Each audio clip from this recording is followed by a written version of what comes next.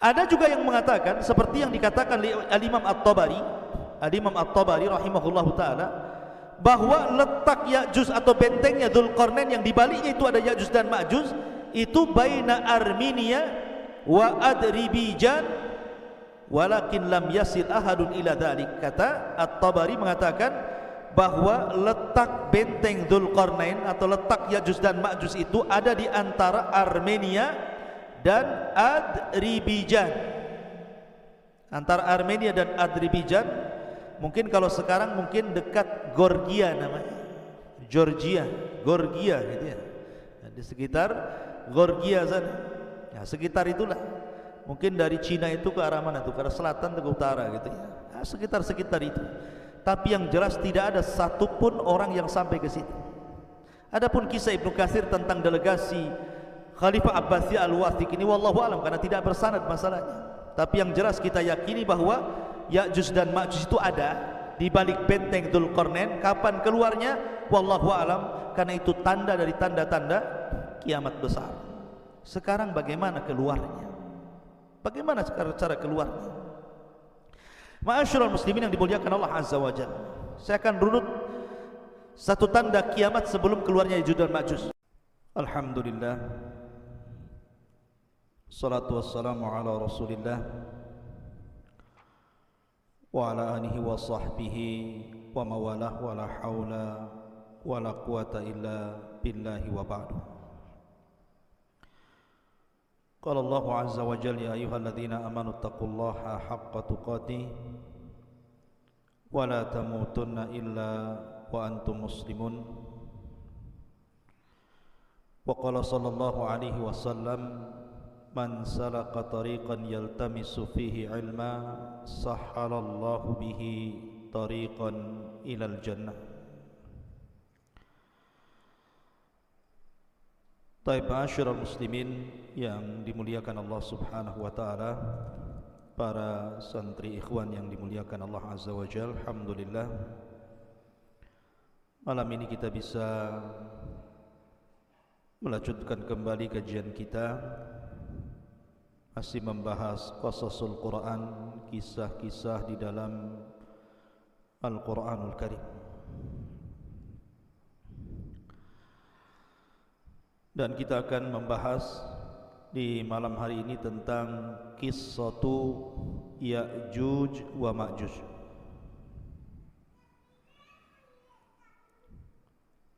Artinya malam ini kita akan membahas satu tanda dari tanda-tanda kiamat besar. Siapa Ya'juj dan Ma'juj itu? Kemudian kapan keluarnya? Kemudian kalau keluar apa yang akan dilakukannya? Kemudian bagaimana cara menghadapinya dan juga bagaimana wafatnya? Ini yang kita akan bahas 1 jam ke depan. Di dalam surah Al-Kahfi dicantumkan di dalam ayat yang ke-92 dan seterusnya, Allah subhanahu wa ta'ala berfirman, hatta idza balagas baina saddaini wajada min dunihima qauman la yakaduna yafqahuna qawla. Ketika Dzulqarnain sampai di antara 2 gunung, didapatinya di belakang kedua gunung itu ada sebuah kaum yang hampir-hampir Dzulqarnain tidak mampu memahami bahasa mereka. Jadi Raja Dzulqarnain ini satu di antara 4 raja yang menguasai dunia, yang 2 mukmin dan 2 kafir. Adapun yang mukmin yang paling luas kekuasaannya siapa? Nabi Allah Sulaiman. Itu yang paling luas kekuasaannya. Karena kekuasaan Sulaiman bukan bagi bangsa manusia saja, bangsa jin pun dikuasai dia. Baru orang nomor 2 ya Dzulqarnain. Itulah raja yang mukmin, yang beriman kepada Allah, yang sebagian besar dunia dikuasainya. Baru setelah itu yang 2 kafir, Namrud dan Bukhtun Nasr. Lah Dzulqarnain ini menurut riwayat Abdullah ibn Abbas radhiyallahu anhuma keliling dunia sampai menghabiskan waktu 500 tahun lamanya. Sampai suatu ketika Dzulqarnain ini mengarah ke sebuah arah, maka dia kemudian sampai di antara 2 gunung. Lah di balik 2 gunung itu ada sebuah kaum. Masalahnya kaum itu tidak bisa diajak bicara. Kalaupun mereka bisa diajak bicara, Dzulqarnain tidak paham maksudnya. Karena Dzulqarnain baru sampai di tempat itu. Tetapi bagaimanapun Allah Subhanahu wa taala berikan kemampuan kepada Dzulqarnain itu, tsumma atba'a sababa. Jadi Dzulqarnain itu diberikan oleh Allah kemampuan untuk memahami apa yang menjadi sulit bagi dia menjadi mudah. Akhirnya diriwayatkan Dzulqarnain mempersiapkan 10 penerjemah. Yang satu penerjemah ke penerjemah yang lainnya itu beda bahasa. Jadi kaum yang tidak bisa dipahami bahasanya ini kemudian bicara kepada penerjemah pertama dengan bahasa lain. Penerjemah pertama, kedua menggunakan bahasa lain lagi. Penerjemah kedua, ketiga menggunakan bahasa lain lagi. Sampai 10 bahasa untuk menerjemahkan keinginan kaum di balik 2 gunung itu. Setelah 10 bahasa, Dzulqarnain baru paham. Oh, maksudnya apa? Apa maksudnya keinginan mereka? Itu digambarkan dalam Al-Quran. Qalu, mereka mengatakan, ya Dzulqarnain, inna Ya'juj wa Ma'juj mufsiduna fil ardi fahal naj'alu laka kharjan ala an taj'al bainana wa bainahum sadda. Mereka mengatakan, ya Dzulqarnain, sesungguhnya ada sebuah kaum namanya Ya'juj dan juga Ma'juj. Mereka adalah makhluk perusak di bumi. Maka bolehkah kami membayarmu, memberikan imbalan agar engkau membuatkan antara kami dan mereka sebuah benteng yang sangat besar, biar mereka tidak datang lagi kemari. Kemudian Dzulqarnain mengatakan, qala ma makkani fihi rabbi khairun fa'inuni biquwatin aj'al bainakum wa bainahum radmah. Maka Dzulqarnain berkata, apa yang telah Allah anugerahkan kepadaku jauh lebih baik dibandingkan imbalan kalian. Akan tetapi bantulah aku dengan kekuatan agar aku dapat membuatkan untuk kalian sebuah benteng yang bisa menghalangi kalian dengan mereka. Lihat bagaimana Dzulqarnain membuat benteng di sini. Allah katakan, atuni zubural hadid, datangkan kepadaku potongan-potongan besi. Hatta idza sawa bainas sadafaini, hingga ketika potongan-potongan besi itu telah terpasang sama rata dengan puncak gunung itu. Jadi besi itu ditancap-tancapkan seperti pagar begitu, sampai tingginya sama dengan gunung itu. Kemudian kata Dzulqarnain, qala khfuhu hatta idza ja'alahu naran qala atuni ufrig alaihi qatran famastata'u an yadharu wa mastata'u lahu nakbah. Maka Dzulqarnain berkata, tiupkanlah hingga ketika besi itu sudah menjadi merah karena terbakar api. Maka dia mengatakan, berilah aku agar kutuangkan ke atas besi itu tembaga yang sangat mendidih, maka mereka Ya'juj dan Ma'juj tidak dapat mendakinya dan tidak dapat pula melubanginya. Menunjukkan bahwa Ini kekuatan yang Allah Subhanahu wa taala anugerahkan kepada Dzulqarnain. Dari sini terjadi perselisihan ulama. Apakah Dzulqarnain itu seorang nabi ataukah bukan? Bagi yang mengatakan bahwa Dzulqarnain seorang nabi, berarti mukjizatnya mampu membentuk sebuah benteng yang menghalangi antara Ya'juj dan Ma'juj dengan kaum yang tidak bisa dipahami bahasanya itu. Tetapi bagi yang mengatakan bahwa Dzulqarnain bukan nabi, itu hanya karamah saja. Allah anugerahkan kepada Dzulqarnain karena keajaiban dunia itu tidak lepas dari 3 perkara: mukjizat, karamah, dan sihir. Mukjizat bagi para nabi, karamah bagi para wali, dan sihir bagi para dukun. Yang ingin saya kisahkan bukan kisah Dzulqarnain, tetapi yang saya ingin kisahkan malam ini tentang siapa Ya'juj dan Ma'juj itu. Baik, di dalam hadis Nabi SAW mengatakan, lan taquma as-sa'ah hatta yakuna qablaha asyra ayatin tulu'us syamsi min maghribiha wa khurujud dabbati wa khuruju Ya'juj wa Ma'juj. Dalam sebuah hadis yang dikeluarkan Abi Dawud, Nabi SAW bersabda, tidak mungkin tegak hari kiamat sampai kalian mendapati 10 tanda dari tanda-tanda besar hari kiamat. Dalam hadis ini disebutkan sebagiannya. Pertama, munculnya matahari dari arah barat. Yang kedua, munculnya binatang bumi yang bisa bicara. Dan yang ketiga, Ya'juj dan Ma'juj. Kapan keluarnya Ya'juj dan Ma'juj itu, ikhwan? Dan siapa Ya'juj dan Ma'juj itu? Ada yang mengatakan bahwa Ya'juj dan Ma'juj itu satu bapak dengan kita, bukan satu bapak satu ibu. Kalau saya dengan antum itu satu bapak satu ibu, dari Adam dan Hawa. Tapi Ya'juj dan Ma'juj itu satu bapak saja, lain ibu dengan kita.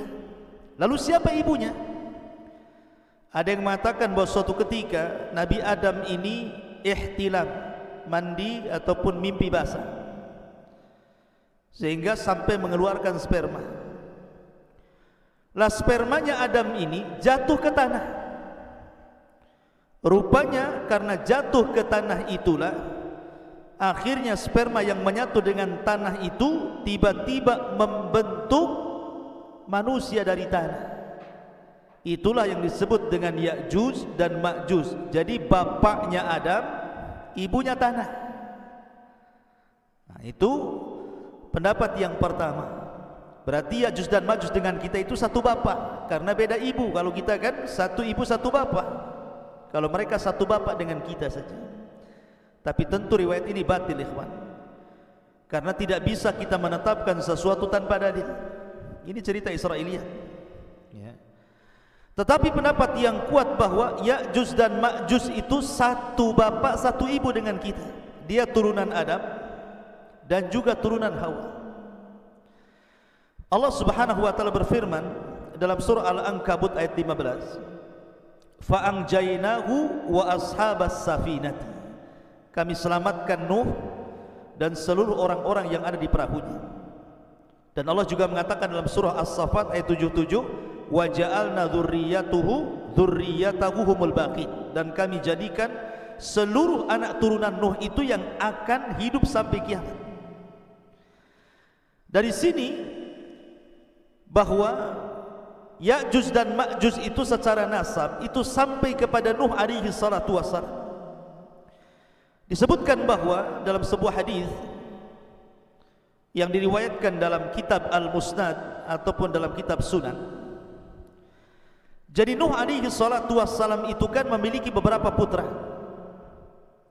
Ada 4 putra, tetapi yang satu kafir, namanya Kan'an, itu kafir, ikut agama ibunya dan mati tenggelam. Adapun yang tersisa adalah Syam, kemudian Ham, kemudian Yafis. Itu 3 putra Nuh yang masih hidup kala itu, yang ada di perahu Nuh itu. Pertama Syam, kemudian Ham, kemudian Yafis. Adapun Syam itu disebut Abul Arab, bapaknya orang-orang Arab. Jadi seluruh orang Arab itu turunan Syam. Adapun Ham, maka disebut Abu Sudan. Orang-orang Sudan, orang-orang berkulit hitam itu bapaknya siapa?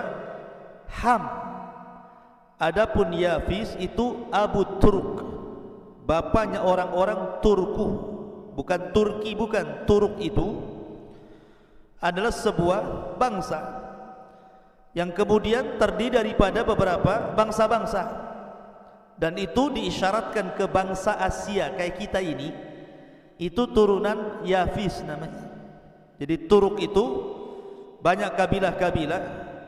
Lah salah satu kabilah Turk itu adalah Ya'juj dan Ma'juj. Jadi Ya'juj dan Ma'juj itu turunan daripada Yafis, dan Yafis ini putra Nuh alaihi salatu wassalam, dan nasab Nuh sampai kepada Adam alaihi salatu wassalam. Dari sini jelaslah bahwa Ya'juj dan Ma'juj itu manusia sama dengan kita. Dia bukan makhluk yang menyeramkan, bukan monster, bukan apa, bukan, sama dengan kita manusia, turunan Yafis ibn Nuh alaihi salatu wassalam. Ma'asyiral muslimin yang dimuliakan Allah subhanahu wa ta'ala, bicara tentang Ya'juj dan Ma'juj tentu juga tidak lepas daripada bicara tentang Dzulqarnain tadi. Karena bagaimanapun yang memenjarakan Ya'juj dan Ma'juj itu Dzulqarnain. Sedikit saya akan jelaskan secara singkat tentang Dzulqarnain biar antum paham. Dzulqarnain ini ikhwan adalah seorang raja yang menguasai dunia. Tadi saya katakan perselisihan ulama tentang Dzulqarnain, apakah dia nabi ataukah dia bukan, bahkan ada yang mengatakan dia malaikat. Tapi pendapat ini tidak benar. Dzulqarnain manusia, tetapi diperselisihkan apakah dia nabi atau bukan, dan yang rajih dia bukan nabi. Dan Dzulqarnain itu hidup di zaman Ibrahim. Ingat, Dzulqarnain hidup di zaman Nabi Ibrahim alaihi salatu wassalam. Bahkan dikatakan oleh Ibnu Utsaimin rahimahullahu ta'ala bahwa Dzulqarnain pernah tawaf bersama Ibrahim, dan dialah yang menjadikan Dzulqarnain itu masuk Islam. Jadi yang mendakwahkan dakwah tauhid kepada Dzulqarnain itu Nabi Ibrahim, sampai akhirnya Dzulqarnain masuk Islam, kemudian menjadi raja dunia, dan dia pernah tawaf bersama Nabi Ibrahim alaihi salatu wassalam. Ada yang mengatakan bahwa Dzulqarnain adalah Iskandar Yunan, atau disebut dengan Iskandar Al-Maqduni. Ini tidak benar.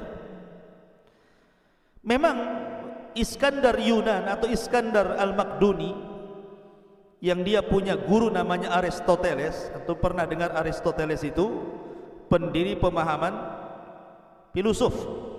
Ya, kalau disebut dengan filosof Yunan itu artinya didirikan oleh Aristoteles. Nah, itu nanti ada murid-muridnya Plato dan yang lainnya. Ya.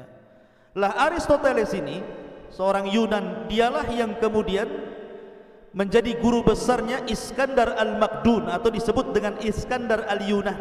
Memang di zaman itu Iskandar Al-Yunan Al-Maqdum itu menguasai dunia. Jadi banyak, setelah dia mengalahkan Persia, Romawi, dan banyak bangsa-bangsa dikalahkan, sehingga orang menganggapnya dia Dzulqarnain karena menguasai barat dan timur, utara dan selatan. Sehingga sebagian orang mengatakan bahwa Dzulqarnain adalah Iskandar Al-Maqdun yang dididik oleh Aristoteles tadi, dan seorang filosof Yunan. Tidak benar. Kenapa tidak benar? Pertama, dari segi zaman sudah berbeda. Dzulqarnain itu di zaman Nabi Ibrahim, sementara Aristoteles ini jauh, ya, jauh dibandingkan di zaman Nabi Ibrahim. Dia berabad-abad, dari mana nggak ketemu. Yang kedua, Dzulqarnain ini seorang muslim, orang yang bertauhid kepada Allah Azza wa Jalla, sementara Al-Iskandar Al-Maqdun atau Yunan itu kafir, sehingga nggak ketemu. Dari segi agama saja tidak ketemu. Maka Dzulqarnain ya Dzulqarnain, orangnya lain. Kemudian Iskandar Al-Yunan atau Al-Maqdun ya Iskandar Al-Maqdun, lain lagi. Maka jangan disamakan, itu dua orang yang berbeda. Intinya bahwa Dzulqarnain adalah seorang raja, seorang muslim, masuk Islam di tangan Nabi Ibrahim alaihi salatu wassalam, kemudian menjadi raja dan menguasai dunia.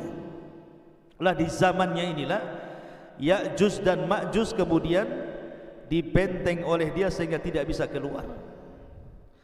Adapun tentang sifat Ya'juj dan Ma'juj itu, bagaimana bentuknya sebenarnya?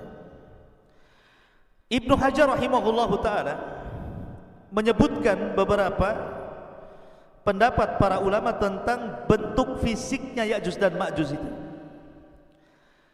Kata beliau bahwa ada sebagian orang mengatakan bahwa Ya'juj dan Ma'juj itu badannya seperti syajaratil aruz, seperti pohon aruz. Pohon aruz itu berada di Syam atau tepatnya di Lubnan sana, di Libanon. Itu banyak pohon aruz, itu tinggi sekali, ya. Jadi pohon aruz itu sangat tinggi sekali, sampai dijelaskan tingginya itu ishruna wa mi'ata dhira, 120 hasta. Satu hasta segini. Kalau 120 hasta, kalau 120 bagi 2 berapa? 60. Berarti 60 meter.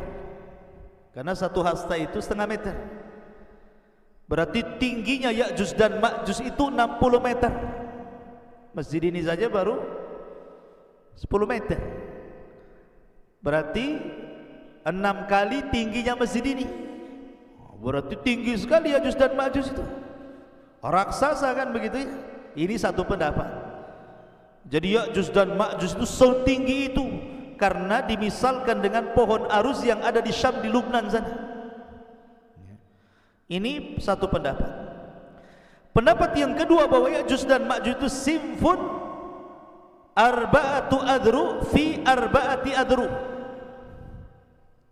Satu dhira, satu hasta. Jadi dia tingginya 4 hasta, lebarnya 4 hasta. Nah, jadi kotak itu jadinya, ya. Jadi bentuk Ya'juj dan Ma'juj itu 2 meter tingginya, kemudian panjangnya juga 2 meter, lebarnya 2 meter, tingginya 2 meter. Jadi kayak kardus jadi. Ya. Jadi itu ada juga yang mengatakan Ya'juj dan Ma'juj itu seperti itu. Kemudian juga ada yang berpendapat simfun yaftarishuna adhanahum wa yaltahifuna bil ukhra. Jadi Ya'juj dan Ma'juj itu punya telinga besar sekali. Telinganya besar sekali, panjang. Jadi satu telinga digunakan untuk selimut dia kalau dia tidur, maka satu telinganya lagi digunakan untuk membunuh, untuk menyerang. Nah, ini kayak apa ini? Telinganya besar sekali. Kemudian juga ada yang mengatakan bahwa Ya'juj dan Ma'juj itu tuluhum shibrun aw shibraini wa atwaluhum thalathata ashbar. Paling tinggi 3 jengkal segini. Seginilah, segini. Ada juga yang 2 jengkal, ada juga 1 jengkal segini tingginya. Berarti manusia kerdil. Tapi sekali lagi ini hanya pendapat, tidak didasari dalil-dalil sama sekali. Ini hanya dinukilkan dari kisah Israiliyah. Jadi Al-Hafidh Ibnu Hajar menukilkan pendapat tentang bentuk Ya'juj dan Ma'juj ini adalah semuanya riwayat dhaifah, tidak ada yang sahih. Lalu yang sahih seperti apa? Yang sahih diriwayatkan dalam sebuah hadis dari Ibnu Harmalah, dari bibinya, yang diriwayatkan oleh Imam Ahmad dalam musnadnya. Ini bentuk fisik asli yang sahih. Disebutkan dalam sebuah hadis, khataba Rasul sallallahu alaihi wasallam wa huwa asibu isba'ahu min ladghati aqrabin. Rasul sallallahu alaihi wasallam berkhutbah dalam keadaan jarinya tersengat kalajengking.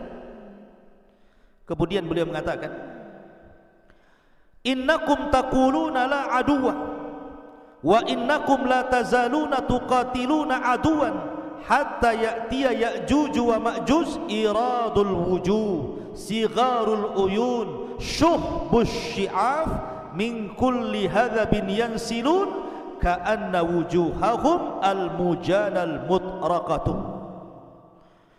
Kata Nabi SAW, kalian mengatakan tidak ada musuh lagi, padahal sesungguhnya kalian akan terus memerangi musuh sampai datangnya sebuah kaum yang namanya Ya'juj dan Ma'juj. Siapa mereka? mereka adalah lebar mukanya, kecil matanya alias sipit, warna putih di rambut atasnya. Mereka mengalir dari tempat-tempat yang tinggi, seakan-akan wajah mereka persis seperti perisai perang. Artinya bahwa Ya'juj dan Ma'juj itu kalau kita kelompokkan satu dunia ini, orang-orang yang mirip dengan Ya'juj dan Ma'juj itu berdasarkan hadis Imam Ahmad ini mengisyaratkan ke mana? Ke bangsa Cina. Ke bangsa Cina kan. Kita ini orang-orang Asia itu kan matanya sipit, bulat, pendek gitu. Orang-orang kayak orang-orang Mongol gitu. Ya, jadi Ya'juj dan Ma'juj itu disyaratkan kepada bangsa-bangsa Cina. Tapi bukan berarti kemudian Ya'juj dan Ma'juj itu Cina, tidak ada. Bukan, orang Cina bukan Ya'juj dan Ma'juj. Maksudnya fisiknya persis seperti mereka. Seperti orang Cina. Kalau Novel ini tidak seperti orang Cina, orang Bangla ini. Ya. Jadi Ya'juj dan Ma'juj itu seperti orang Cina, maksudnya fisiknya, tapi bukan berarti Cina itu Ya'juj Ma'juj, tidak. Karena ada yang berpendapat bahwa Ya'juj Ma'juj itu Cina, bukan. Kemudian benteng yang dibangun Dzulqarnain itu tembok Cina, ya, nggak nyambung ikhwan. Jaka sembung nggak nyambung. Kenapa? Karena tadi saya sudah jelaskan ayatnya kan, bahwa temboknya Dzulqarnain itu terbuat dari besi, kemudian dilumuri tembaga. Nah, tembok Cina dari mana? Dari tembok, dari batu bata aja disusun. Yang kedua, tembok Cina pernah roboh sebagiannya. Kalaupun seandainya dirudal itu bisa roboh, tapi bentengnya Ya'juj dan Ma'juj tidak bisa, kuat sekali. Dan itu berdasarkan Al-Quran dan juga hadis Nabi SAW, tidak mungkin roboh benteng itu kecuali Allah izinkan roboh. Jadi tidak ada kaitan benteng Cina dengan bentengnya Dzulqarnain atau Ya'juj dan Ma'juj dengan orang Cina, nggak ada kaitan di situ. Ya'juj dan Ma'juj lain, benteng Cina juga lain, bukan benteng Ya'juj dan Ma'juj. Ya. Secara fisik ya persis gitu saja. Ya. Ma'asyiral muslimin yang dimuliakan Allah Subhanahu wa taala. Kemudian dari segi jumlah mereka kan sekarang terkurung ikhwan, karena ada yang mengatakan di balik benteng ini di mana? Apakah dalam tanah, di gua-gua, di gorong-gorong gitu ya, atau di dalam dasar lautan, atau di atas bumi, wallahu alam. Tetapi lihat bagaimana Allah Subhanahu wa taala gambarkan betapa banyaknya mereka. Nabi SAW bersabda dalam hadis Abi Sa'id Al-Khudri radhiyallahu anhu. Nabi SAW mengatakan, yaqulullah, berarti di sini hadis qudsi ya, Allah berfirman, ya Adam, wahai Adam. Jadi suatu ketika Allah akan memanggil Nabi Adam. Kemudian Adam mengatakan, labbaika wa sa'daika wal khairu fi yadaik. Kata Adam, labbaik, ku sambut panggilanmu ya Rabb dengan senang hati dan kebaikan semua di tanganmu ya Rabb.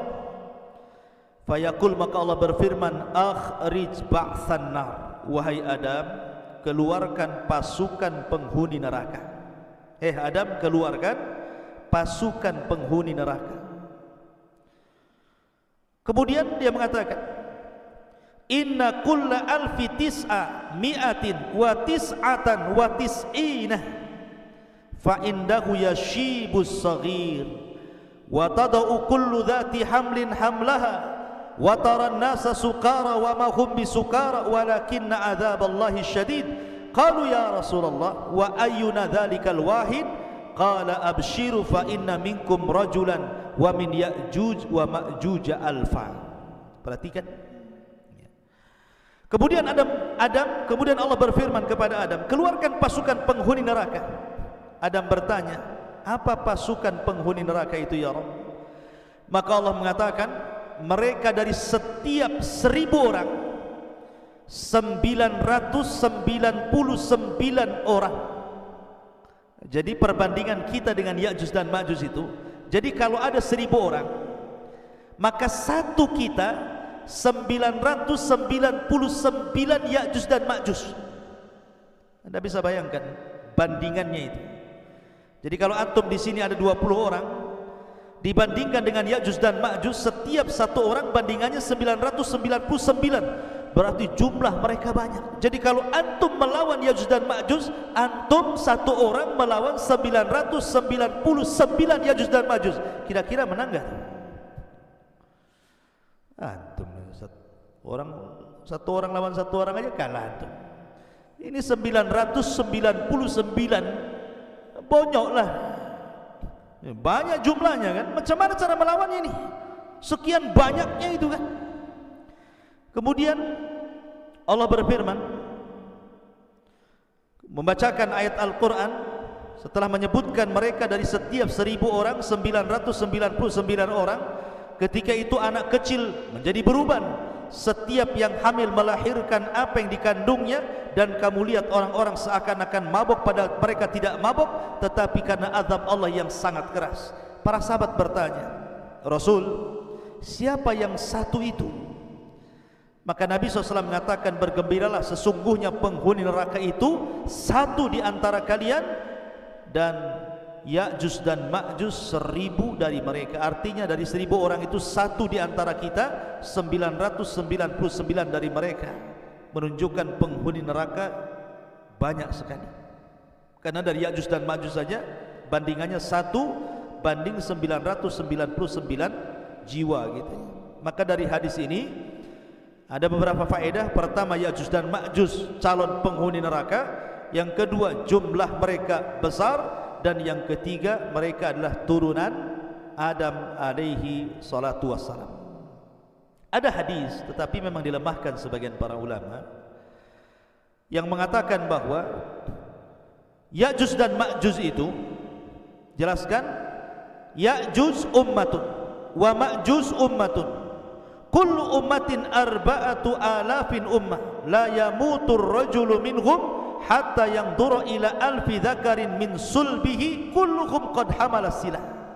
Jadi ada hadis yang mengatakan satu orang Ya'juj dan Ma'juj itu tidak akan mati sampai dia melahirkan anak cucunya, sampai jumlah mereka itu 1000 orang baru mereka mati. Jadi kalau Ya'juj dan Ma'juj ini mati, pasti sudah memiliki anak cucu dan jumlahnya 1000 orang, dan mereka sudah siap berperang dengan senjata mereka. Tapi hadis ini lemah ya. Tapi masyhur dalam kisah-kisah Ya'juj dan Ma'juj kalau dijelaskan oleh para ulama. Taib, sekarang pertanyaannya, ada di mana Ya'juj dan Ma'juj itu sebenarnya? Karena di masa Khalifah Abbasiyah, ketika itu yang memimpin siapa? Al-Wathiq. Jadi para khalifah di zaman itu berusaha mencari-cari tahu di mana sih letak Ya'juj dan Ma'juj itu, ada di mana sebenarnya? Ada di hutan Jabal Uhud kah? Ada di mana kah? Kita tidak tahu. Tapi yang jelas bahwa khalifah-khalifah di zaman dulu itu berusaha mencari tempat di mana Ya'juj dan Ma'juj itu. Lah salah satunya Khalifah Abbasiyah Al-Wathiq mengirim sebuah pasukan besar, kemudian mereka berjalan dari negeri ke negeri, dari daerah ke daerah, dari desa ke desa, dari lembah ke lembah, dari bukit ke bukit, padang pasir ke padang pasir, sampai akhirnya mereka sampai di sebuah benteng yang sangat kokoh, dan itu disebutkan oleh Imam Ibnu Katsir dalam kitabnya. Jadi pasukan Al-Wathiq Khalifah Abbas ini berhasil menemukan benteng itu. Benteng itu sangat kokoh sekali, karena ketika itu Khalifah Al-Wathiq bermimpi bahwa terjadi keretakan benteng itu dalam mimpinya. Makanya dia kirim pasukan untuk mencari benteng itu, dan ketemu. Rupanya benteng yang sangat kokoh sekali, yang sangat tinggi sekali, yang tidak bisa diretakkan sama sekali. Akhirnya kemudian mereka pun menyisihkan pasukan mereka untuk menjaga benteng itu, kemudian pulang. Memang kisah ini Ibnu Katsir tidak menyebutkan sanadnya, tetapi beliau menyebutkan seperti itu. Cuman letaknya di mana masalahnya? Ya. Lah dari sini ikhwatul fillah muliakan Allah Azza wa Jalla, sebagian ulama mengatakan bahwa Ya'juj dan Ma'juj itu terletak di antara dua lautan yang disebut dengan lautan Aswad, lautan hitam, dan lautan Qazwin. Namanya lautan Qazwin dan lautan hitam, di tengah-tengahnya. Ada juga yang mengatakan seperti yang dikatakan oleh Al-Imam At-Tabari rahimahullahu taala, bahwa letak Ya'juj atau bentengnya Dzulqarnain yang di baliknya itu ada Ya'juj dan Ma'juj, itu baina Armenia wa Adribijan walakin lam yasil ahadun ila dzalik. Kata At-Tabari mengatakan bahwa letak benteng Dzulqarnain atau letak Ya'juj dan Ma'juj itu ada di antara Armenia dan Adribijan.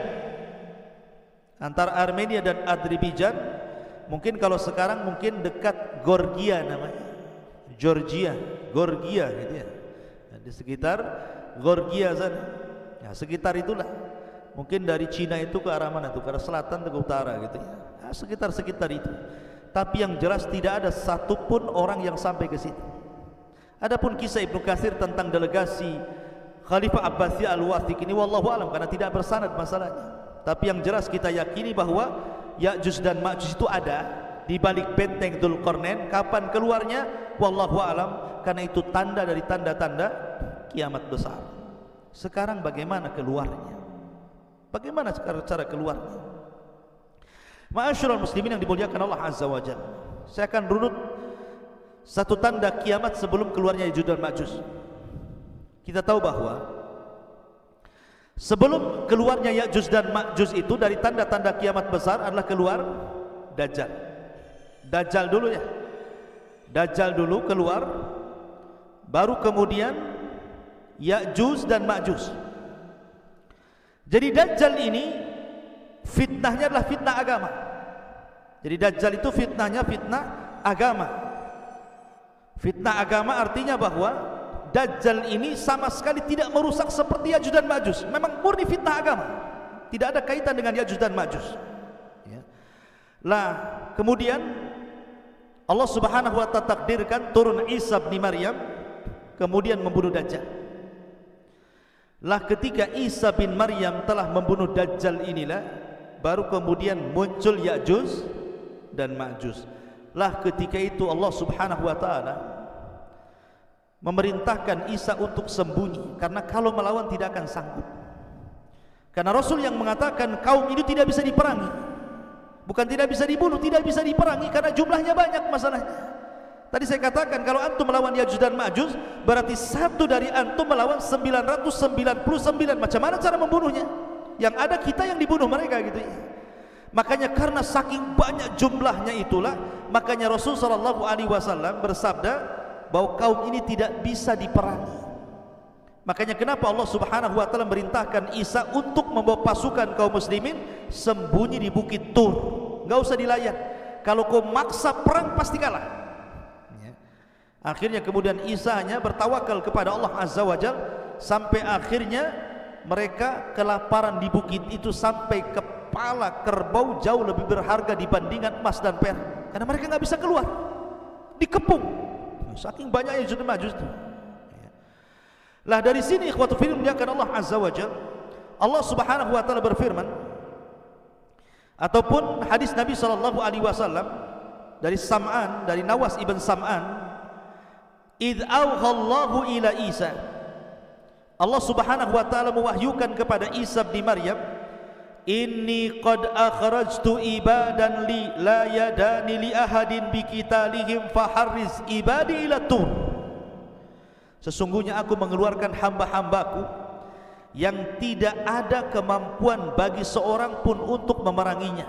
Biarkanlah mereka hamba-hambaku menuju Tur. Jangan dilayan Ya'juj dan Ma'juj itu. Wa yab'atsullahu Ya'juj wa Ma'juj wa hum min kulli hadabin yansirun. Maka Allah Subhanahu wa ta'ala mengeluarkan Ya'juj dan Ma'juj, mereka mengalir dari setiap ketinggian seperti bah api saking banyaknya. Fayamurru wa awailuhum ala buhairati tabariyah fayashrabun ma fiha wa yamurru akhiruhum fayaquluna laqad kana bihadhihi marratan ma. Kemudian mereka melewati danau Tabariyah. Jadi satu kloter Ya'juj dan Ma'juj yang baru keluar dari benteng itu sampai di danau Tabariyah. Lah benteng Ya'juj dan Ma'juj itu kan sudah retak tuh. Rasulullah SAW di zamannya saja ada bolongan seperti ini bentengnya. Jadi musuh itu bisa ngeker tuh dari dalam tuh. Jadi apa yang di luar dikeker gitu ya, tapi tidak bisa keluar. Jadi kelompok yang pertama keluar itu mereka melintasi sebuah danau yang disebut dengan Danau Tiberias, Danau Tabariyah dalam bahasa Arab, dalam bahasa kita Tiberias itu. Mereka minum sampai sampai kering, tidak ada sisa air itu, padahal baru sedikit itu yang keluar. Kemudian kloter yang kedua datang dan mengatakan, sungguh dulu di sini banyak airnya, kenapa kemana air ini? Padahal sudah diminum oleh kloter pertama. Saking banyaknya, bayangkan, minum pun semuanya diminum dia. Lewat danau diminum dia, lewat got diminum dia, semua diminum dia. Karena mereka enggak pernah melihat air seperti itu kan, mereka terbenteng dalam benteng. Kemudian qalu, aduh, Bang Karim ini ganggu saja nih.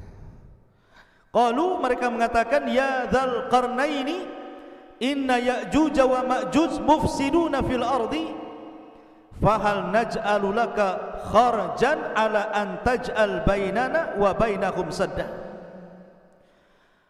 Kemudian Dzulqarnain mengatakan, sesungguhnya Ya'juj dan Ma'juj mereka perusak di permukaan bumi. Jadi ikhwan, ketika Ya'juj dan Ma'juj keluar itu, Ya'juj dan Ma'juj itu fitnahnya berbeda dengan Dajjal. Kalau Dajjal itu kan fitnah agama, kamu kalau ikut saya senangkan, tapi kalau tidak ikut saya bunuh kau, bahasanya seperti itu. Ataupun mungkin fitnah yang lain, fitnah dabatul ar gitu ya, fitnah binatang yang melata dari perut bumi, tugasnya stempel saja, mukmin kafir gitu. Tapi Ya'juj dan Ma'juj ini memang asli merusak, tidak ada hubung kait dengan agama. Pokoknya keluar saja, dia dibantainya semua orang yang di luarasnya. Lihat pohon ditebang, lihat bangunan dirobohkan, lihat air disedot airnya, lihat lautan habis dimakannya.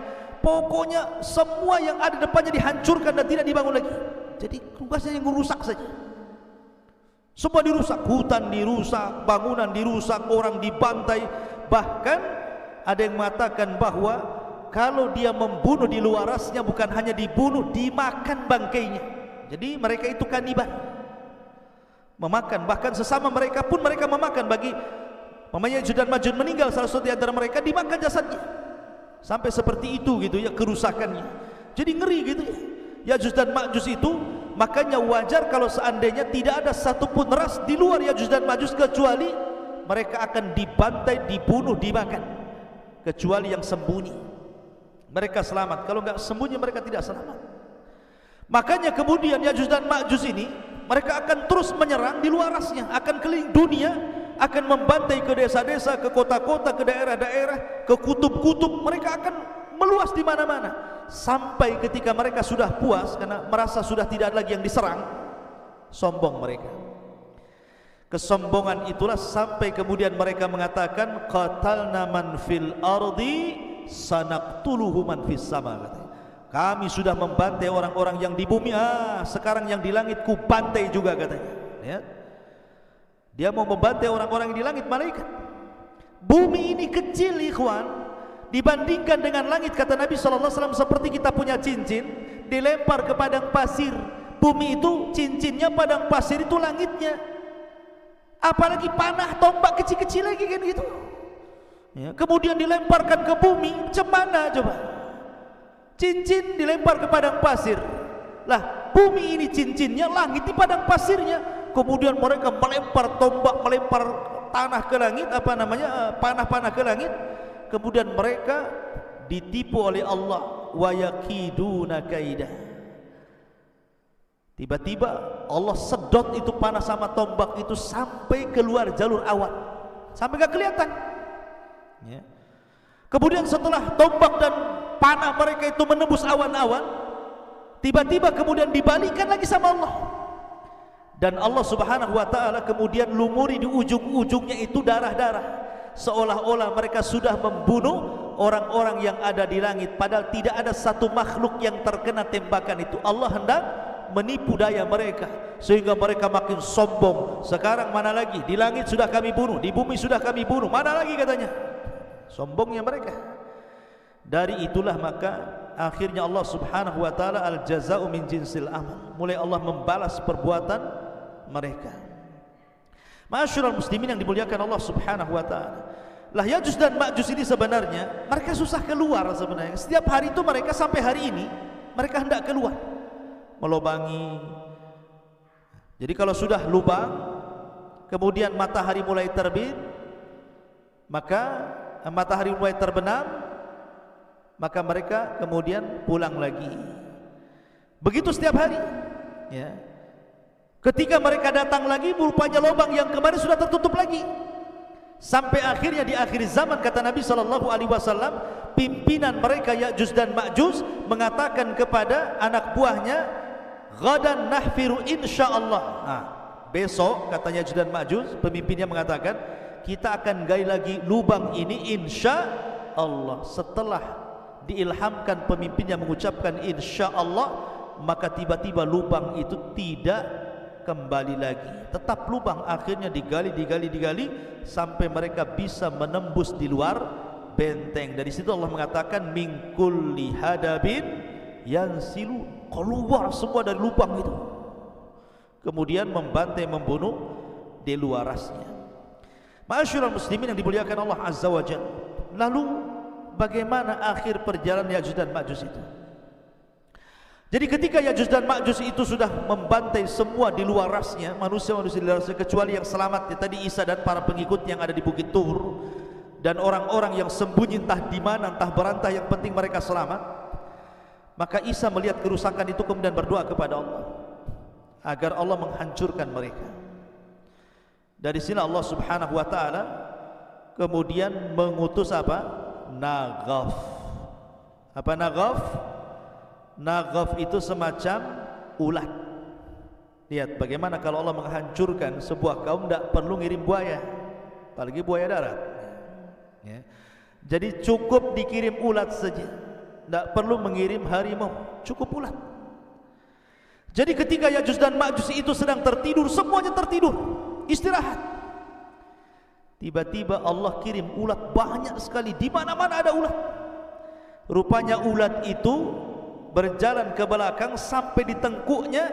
Tiba-tiba Allah Subhanahu wa taala jadikan ujung mulut ulat itu menembus tengkuk Ya'juj dan Ma'juj, masuk dari belakang, kemudian merusak isi badannya. Subhanallah, seperti listrik kalau antum cabut gardunya itu, apa yang terjadi? Bukan satu yang mati, satu batang mati. Kalau gardunya dicabut, satu batang mati. Artinya ketika satu Ya'juj dan Ma'juj mati, semua mati. Bukan ini dulu mati, besok ini, minggu depan ini, enggak, ya. Jadi satu mati, mati semua. Subhanallah, coba bayangkan bagaimana Allah Subhanahu wa taala bisa mewafatkan Ya'juj dan Ma'juj dalam satu waktu. Tidak harus menunggu hari ini, besok, bulan, dah.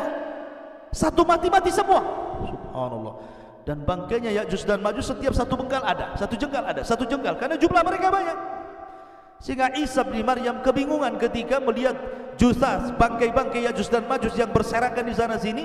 Maka kemudian Isa pun berdoa kembali untuk Allah membersihkan mereka. Dikirimlah burung-burung unta, burung-burung besar seperti unta. Kemudian diangkatlah jasadnya. Dalam riwayat Musnad Imam Ahmad, dilempar ke lautan, entah berantah laut mana. Yang jelas bukan laut Batam sini, yang jelas laut mana, sampai bersih bumi. Yang namanya bangkai dibuang, tetap masih ada sisanya. Maka Isa berdoa lagi agar betul-betul Allah Subhanahu wa taala membersihkan bumi.